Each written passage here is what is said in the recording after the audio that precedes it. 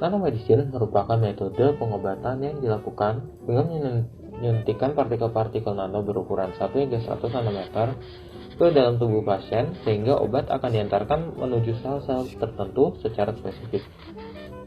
Obat-obat yang dimasukkan ke dalam nanopartikel akan berikatan dengan reseptor sel sehingga mereka dapat menghambat perkembangan sel tumor sekaligus memicu respons imun tubuh.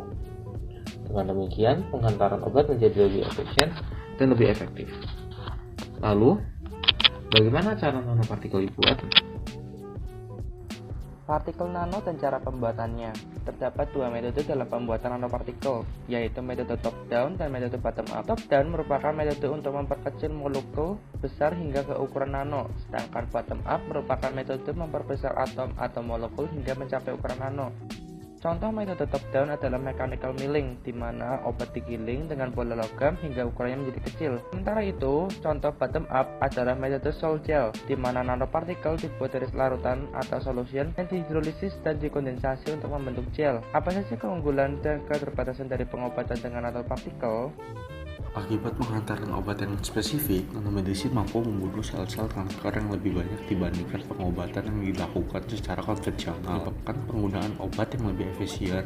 Suatu penelitian yang dilakukan dengan menyuntikkan nanomedicine pada tikus yang memiliki kanker pankreas membuktikan bahwa terdapat penurunan produksi insulin dengan jumlah besar pada tikus yang disuntikan menggunakan nanomedicine dibandingkan dengan obat yang tidak dihantarkan dengan nanopartikel. Sementara itu, degradasi nanomaterial, pelepasan molekul, dan reaksi dengan senyawa organik dapat bersifat toksik bagi tubuh. Hal ini dikarenakan potensi reaktivitas tinggi berdasarkan rasio luas permukaan terhadap volume yang besar dari nanopartikel. Tingkat potensi toksin dan ketidakcocokan terhadap tubuh dapat menimbulkan efek samping seperti peradangan, reaksi imun, atau kanker. Selain itu, toksisitas dapat dipengaruhi oleh bahan struktural medis yang digunakan untuk menghantarkan nanomedicine. Contohnya, single-walled nanofiber tubes yang digunakan sebagai penghantar obat dan alat untuk terapi gen. Meskipun demikian, penelitian mengenai efek toksikologis ini masih kontroversial.